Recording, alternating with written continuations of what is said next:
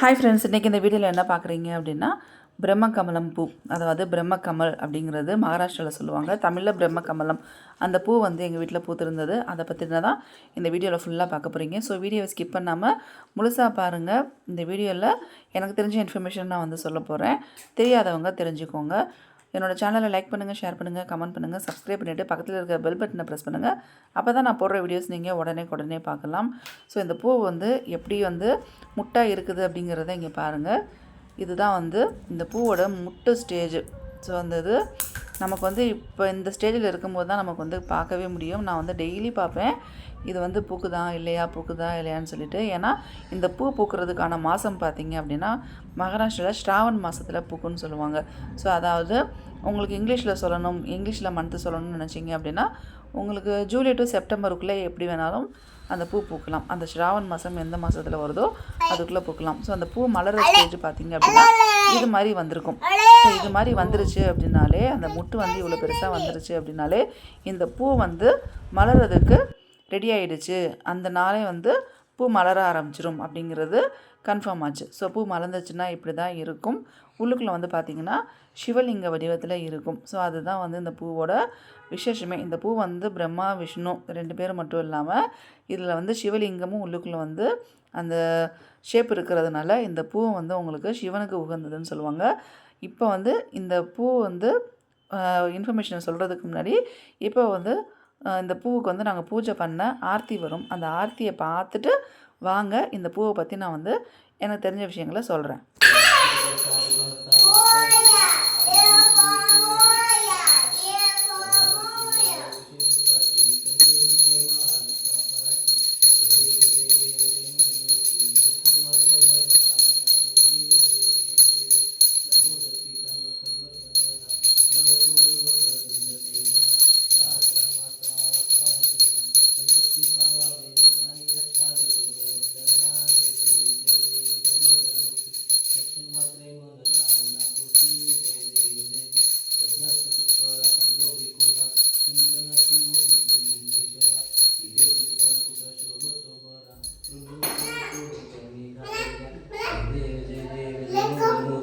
दर्शन मात्रे मन कामना पूर्ती.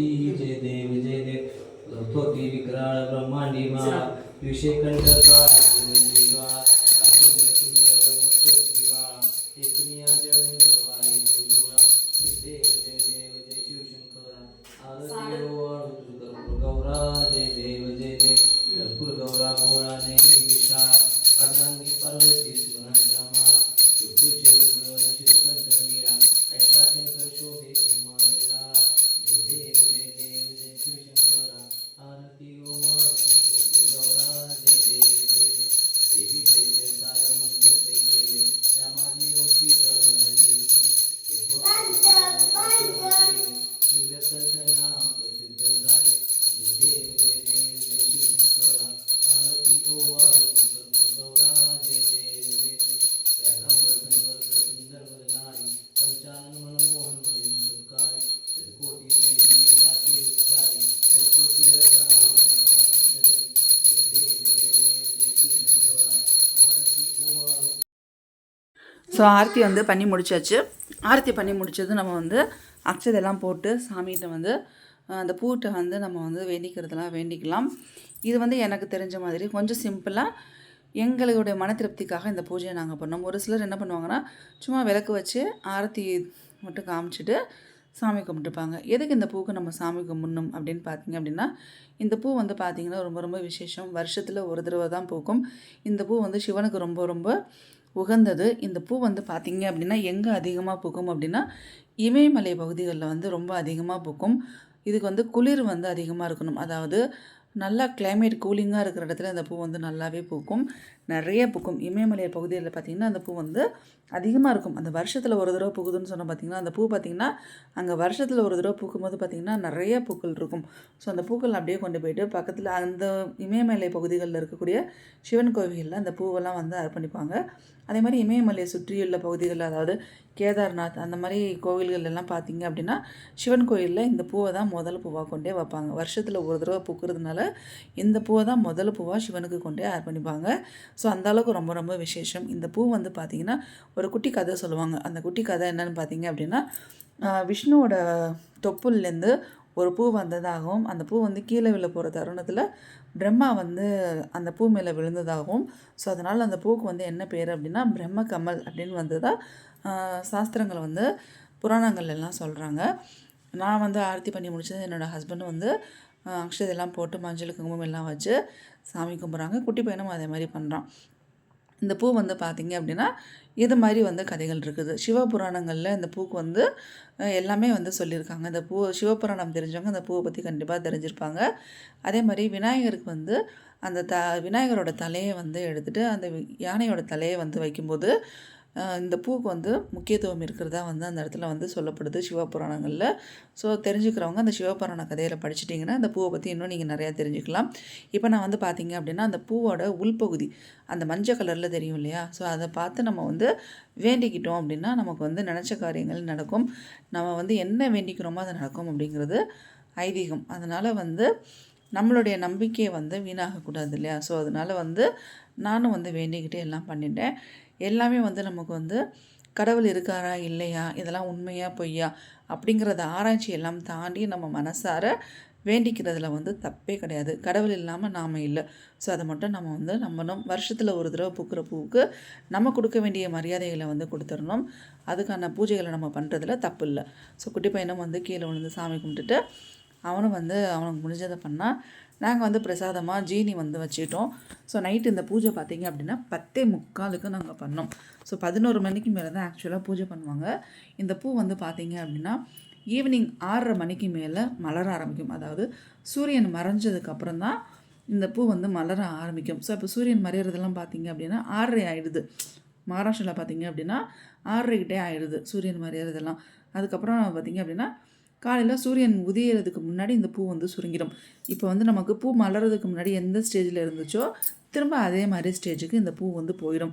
அதனால் இந்த பூவோட உங்களுக்கு வந்து மலர்கிற டைம் பார்த்திங்க அப்படின்னா ஒரு 2லேருந்து 3 மணி நேரத்துக்குள்ளே மட்டும்தான். அதுக்கப்புறம் பார்த்திங்க அப்படின்னா உங்களுக்கு அந்த பூ வந்து உங்களுக்கு கொஞ்சம் கொஞ்சமாக சுருங்க ஆரம்பிச்சிடும். ஸோ இது வந்து பார்த்திங்க அப்படின்னா இது மாதிரி இருந்தது. அதுக்கப்புறம் இந்த பூ இப்போ நான் காட்டுறேன் பார்த்திங்களா, இது வந்து பார்த்திங்க அப்படின்னா உங்களுக்கு நாங்கள்லாம் பூஜை பண்ணி முடித்ததுக்கப்புறம் காட்டினது. ஸோ இது வந்து உங்களுக்கு நான் இடையில ஒரு 1:30 மணிக்கு வந்து நான் வந்து வீடியோ எடுத்திருந்தேன். அந்த டைமில் பார்த்தீங்கன்னா கொஞ்சம் வந்து சுருங்கியிருக்கும். அதே உங்கள்கிட்ட நான் சொல்கிறேன். உள்ளுக்குள்ளே பாருங்கள் எப்படி இருக்குது அப்படின்னா வந்து ஜூம் பண்ணி காட்டுறேன். உள்ளுக்குள்ளே அந்த மஞ்சள் பகுதி வந்து தெரியும் பார்த்தீங்களா? ஸோ அந்த மகரந்தம் அப்படின்னு சொல்லுவாங்க. அந்த இதை பார்த்திங்க அப்படின்னா அந்த ரவுண்டாக இருக்கிறது விஷ்ணுவோட தொப்புளும், ஸோ அந்த குச்சியாக அந்த இது இருக்குது பார்த்திங்கன்னா அந்த மகரந்தம். ஸோ அது வந்து பார்த்திங்க அப்படின்னா சிவலிங்க வடிவத்தில் இருக்கிறதுனால இது ரொம்ப ரொம்ப விசேஷம். பிரம்மா, விஷ்ணு, சிவன் 3 கடவுளுமே இதில் வந்து இருக்கார். அதனால் இந்த பூவை வந்து நம்ம சிவனுக்கு வந்து அர்ப்பணிக்கிறது தான் விசேஷம் அப்படிங்கிறது சாஸ்திரங்களில் சொல்லப்படுது. எங்கள் வீட்டில் ஒரே ஒரு பூ தான் பூத்திருந்தது. அதனால் என்ன பண்ணோம் அப்படின்னா சிவன் கோயிலில் கொண்டு நாங்கள் வந்து அர்ப்பணிச்சுட்டு வந்துட்டோம். ஸோ சாமிகிட்ட வந்து வேண்டிக்கிட்டு எல்லாம் பண்ணிவிட்டு ஃபோட்டோ செஷன் வந்து அப்படியே எடுத்துக்கிட்டு இருந்தோம். ஸோ இந்த பூ வந்து பார்த்திங்கன்னா நிறைய பேர் வீட்டில் நிறைய பூக்கும். டசன் கணக்கிலலாம் பூக்கும், 4-5 பூக்கும், 1-2 பூக்கும், இல்லைனா ஒரு பூ. ஸோ அந்த பூ வந்து சீக்கிரமாக பூத்துறாது. நமக்கு வந்து நல்ல நேரம் ஆரம்பிக்குது, நமக்கு வந்து நல்லது நடக்க போகுது அப்படின்னா கண்டிப்பாக இந்த செடி யார் வீட்டிலலாம் இருக்குதோ அந்த வீட்டில் கண்டிப்பாக அந்த பூ பூக்கும். ஸோ இது வந்து கண்டிப்பாக நான் நம்புகிறேன். ஏன்னா இந்த செடி நான் வச்சு 3 வருஷம் ஆகிடுச்சு. ஆனால் எனக்கு 3 வருஷமாக பூவே பூக்கலை. ஒவ்வொரு ஸ்ராவன் மாதமும் நான் வந்து ஏங்கிக்கிட்டே இருப்பேன். இந்த செடி வச்சு நமக்கு ஸ்ராவன் மாதத்தில் பூ பூக்க ஸ்டார்ட் ஆகிடும். இத்தனை வருஷம் கழித்து தான் பூக்கணும் அப்படிங்கிறதெல்லாம் கிடையாது. நீங்கள் இந்த இலை வச்சிங்க அப்படின்னா அது துளுத்து வரல உங்களுக்கு ஸ்ராவன் மாதத்துக்கு கொஞ்சம் முன்னாடியே நீங்கள் வச்சுட்டிங்க, ஒரு 2-3 மாதத்துக்கு இல்லைனா 5-6 மாதத்துக்கு முன்னாடியே வச்சுட்டிங்க அப்படின்னா தாராளமாக அந்த பூ பூக்கிறதுக்கு வாய்ப்பு இருக்குது. ஸோ 6லேருந்து 8 மாதத்துலேருந்து இந்த பூ வந்து இந்த செடியில் வந்து பூக்க ஆரம்பிக்கும். பட் ஆனால் எனக்கு 3 வருஷமாக பூ பூக்கவே இல்லை. அதுக்கப்புறம் தான் பூத்துது. இப்போ பார்த்தீங்க அப்படின்னா நைட்டு வந்து ஒரு 1:30 மணிக்கு நான் வந்து வீடியோ கேப்சர் பண்ணேன். ஸோ நைட்டு 1:30 மணிக்கு பார்த்தீங்கன்னா இப்படி தான் பூ இருந்தது. அதுக்கப்புறம் நான் வந்து வீடியோ எடுக்கலான்னு பார்த்தேன். சரி வேண்டாம், அந்த பிரம்மா, விஷ்ணு, சிவன் 3 பேருமே நம்ம வீட்டுக்கு வந்திருக்காங்க, அவங்கள நம்ம வந்து தொந்தரவு பண்ண வேண்டாம் அப்படின்னு சொல்லிட்டு அவ்வளோதான். அதுக்கப்புறம் நான் வந்து 1:30க்கு மேலே நான் வந்து அந்த வீடியோலாம் எடுக்கலை. குட்டி பையன் வந்து பாருங்கள் அக்ஷதை போட்டு இது பண்ணிக்கிட்டு இருக்கான். ஸோ இதுக்கப்புறம் தான் நான் 1:30 மணிக்கு எடுத்த வீடியோ வந்து உங்களுக்கு வருது. அதையும் பாருங்கள் எப்படி இருக்குன்னு. சுருங்கினது தெரியுதா உங்களுக்கு? ஸோ இது வந்து இந்த மாதிரி இருந்தது 1:30 மணிக்கு. கொஞ்சம் சுருங்கிருச்சு பார்த்தீங்களா? ஸோ அது பார்க்குறதுக்கு முதல்ல இருந்ததுக்கும் இப்போ இருந்ததுக்கும் உங்களுக்கு வித்தியாசம் தெரியும்னு நினைக்கிறேன். அவ்வளோ வெள்ளைங்க. உங்களுக்கு வந்து பால் வந்து எந்த அளவுக்கு வெள்ளை அப்படின்னு நம்ம சொல்கிறோமோ, பாலை விட இது வந்து ரொம்ப வெள்ளையாக இருந்தது. அது வந்து சொல்லவே முடியாது. அதே மாதிரி இந்த பூவோட மனம் பார்த்திங்க அப்படின்னா அவ்வளோ சூப்பராக இருக்கும்.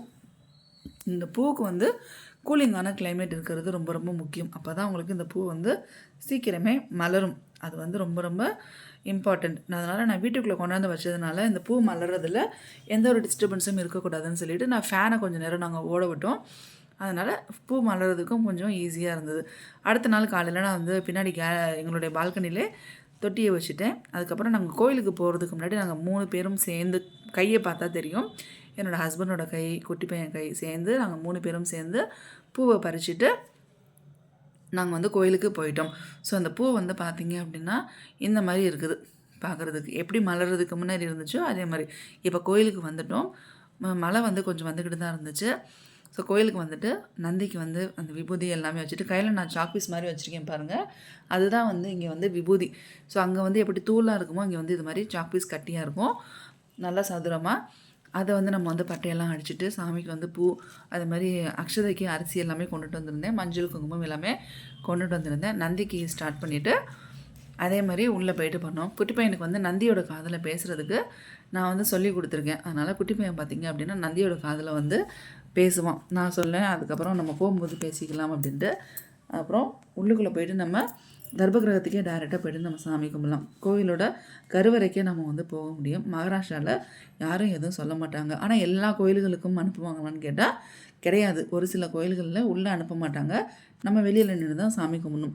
நம்ம ஊருக்குள்ளே இருக்கக்கூடிய கோவில்களில் நம்ம போய்ட்டு இது மாதிரி நம்மளே நம்ம கையால் பூஜைகள் வந்து பண்ணிக்கலாம். ஸோ அது வந்து எவ்வளோ ஒரு பெரிய பாக்கியம். அதனால் எனக்கு ஃபஸ்ட் டைம் மகாராஷ்டிரா வந்தப்போ இந்த மாதிரி வந்து நம்ம கையிலே பூஜை பண்ணலாம் அப்படின்னு சொல்லும்போது கொஞ்சம் எனக்கு தர்ம சங்கடமாக இருந்தது. ஏன்னா தமிழ்நாட்டிலே எங்கேயுமே அது மாதிரி பண்ண விட மாட்டாங்க இல்லையா. அதுக்கப்புறம் வந்து எனக்கும் கொஞ்சம் போக போக பழகிடுச்சு.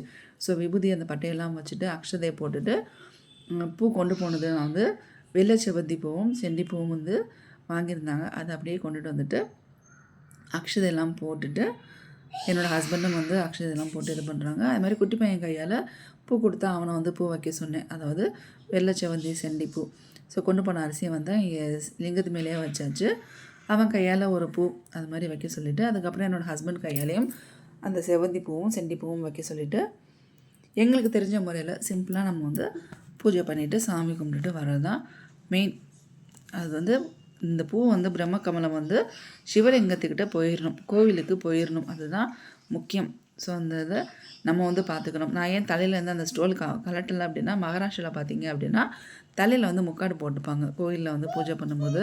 ஸோ நான் வந்து எல்லா திங்ஸும் எடுத்துக்கிட்டு இருந்ததுனால எனக்கு வந்து முக்காடு போட்டு பண்ணுறதுக்கு கொஞ்சம் அன்கம்ஃபர்டபுளாக இருந்ததுங்கிறதுனால நான் வந்து தலையிலேருந்து ஸ்டோல் கலட்டலை. குட்டி பையனே வந்து நான் வந்து ஹேண்டில் பண்ணிவிட்டு எல்லாம் பண்ணிகிட்டு இருந்தேன். ஸோ அது மாதிரி பண்ணுறவங்க என்ன பண்ணுவாங்கன்னா, யாராவது துணைக்கு யாராவது பக்கத்தில் வச்சுப்பாங்க எடுத்து கொடுக்குறதுக்கு எல்லாமே. ஸோ பூ அக்ஷதை எல்லாம் போட்டு ஊதுபத்தி எல்லாம் காமிச்சிட்டு அதுக்கப்புறம் நாங்கள் வந்து பூவை எடுத்து நாங்கள் 3 பேருமே சேர்ந்து எங்கள் கையால் வச்சோம். ரொம்ப சந்தோஷமாக இருந்தது. எப்படியும் எங்கள் வீட்டில் பூத்த பூ முதல் பூ சிவலிங்கத்துக்கிட்ட வச்சாச்சு. இதுவே நிறைய பூக்கள் பூக்குது அப்படின்னா அதில் ஒரு பூ சிவலிங்கத்துக்கு கோயிலில் கொண்டு அர்ப்பணிக்கணும். நம்ம வீட்டில் பூஜை அறையில் வைக்கலாம், நம்ம வீட்டு நிலக்கதவில் வைக்கலாம், துளசி மாடத்தில் வைக்கலாம். ஸோ இது வந்து பூஜைக்கான இதெல்லாம் நம்ம வந்து வச்சிடறோம். இப்போ என்னோடய ஹஸ்பண்ட் வந்து பூ வைக்கிறாங்க, அவங்க வீடியோ எடுத்துகிட்டு இருக்காங்க, அவங்களே வந்து பூ வச்சுட்டு எல்லாம் இது பண்ணுறாங்க. ஸோ நான் தான் சொன்னேன், நீங்களும் வந்து வீடியோவில் வந்து வைங்க, இது வந்து நமக்கு ஒரு மெமரியாக இருக்கும் அப்படின்னு சொல்லிட்டு. இனிமேல் அடுத்த வருஷம் நமக்கு வந்து பூ பூக்குமா அப்படிங்கிறது கன்ஃபார்மாக சொல்ல முடியாது. ஸோ அதனால் இந்த வீடியோஸ் கிளிப்பு எல்லாமே எங்களுக்கு வந்து ஒரு ரொம்ப ரொம்ப பியூட்டிஃபுல்லான மெமரி. இது வந்து ரொம்ப ரொம்ப லக்கி. எனக்கு வந்து இந்த தடவை பூ பூத்தது. 3 வருஷமாக பூக்காத பூ இந்த வீட்டுக்கு நாங்கள் மாறி வந்து 3 மாதத்தில் பூத்துருச்சு. அதுதான் இதில் வந்து ரொம்ப ரொம்ப மெயின். ஸோ பூ வைக்கிறதுக்கு முன்னாடி நல்லா சாமிகிட்ட வேண்டிகிட்டு சாமியை கும்பிட்டுட்டு, எனக்கு ஒரு இன்னொரு சந்தோஷம் எப்படி இருந்திருக்கும் அப்படின்னா, இந்த பூ மலர்ந்துருக்கும் போதே வந்து கோயிலை கொண்டாந்து வச்சிடணும் அப்படின்னு என்னோடய ஆசை.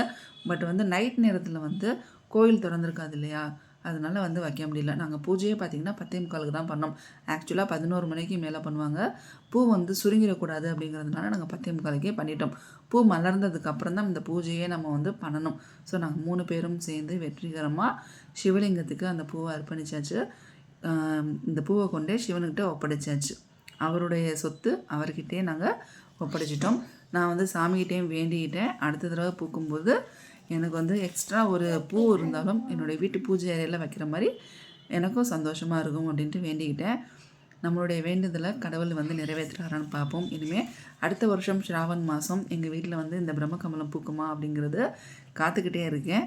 ஸோ கண்டிப்பாக வந்து ஒரு பூக்கு மேலே பூத்துது அப்படின்னா சிவலிங்கத்துக்கு இதே கோயிலில் கொண்டாந்து பூ வச்சுருவேன். ஸோ அதை வந்து கண்டிப்பாக பண்ணுவேன். அதனால் வந்து எந்த ஒரு சந்தேகமும் இல்லை. நல்லா சாமி கும்பிட்டுட்டு மனசார வேண்டிக்கிட்டு அங்கேருந்து கிளம்பியாச்சு. ஆனால் பூ வச்சுட்டு வரும்போது எனக்கு வந்து என்ன அப்படின்னா கொஞ்சம் வந்து மனசில் வந்து கவலை இருந்துச்சு. ஐயோ நம்ம யாரையும் விட்டுட்டு வரோமே, நம்ம வீட்டிலேருந்து ஒருத்தர் வந்து கோவிலே விட்டுட்டு வர மாதிரி எனக்கு வந்து தோண ஆரம்பிச்சிது. அதுக்கப்புறம் வந்து அதே எண்ணத்தில் நான் வெளியில் வந்துட்டேன். எப்போதும் கோயிலேருந்து வெளியில் வரும்போது நந்தியோட காதில் வந்து குட்டி பையனை பேச வச்சுட்டு கூட்டிகிட்டு வருவேன். ஆனால் அன்னைக்கு வந்து என்னாச்சு அப்படின்னா பூவை விட்டுட்டு வர சங்கடத்துலேயோ கவலையிலேயோ நான் என்ன பண்ணேன் அப்படின்னா நான் பாட்டுக்கு வந்துட்டேன். குட்டி பையன் கூப்பிட்டு அம்மா பேசணும்னு சொல்லி அதுக்கப்புறம் நந்தியோட காதில் அவனை பேச வச்சுட்டு கூட்டிகிட்டு வந்தோம். அவ்வளோதான். தேங்க்ஸ் ஃபார் வாட்சிங்.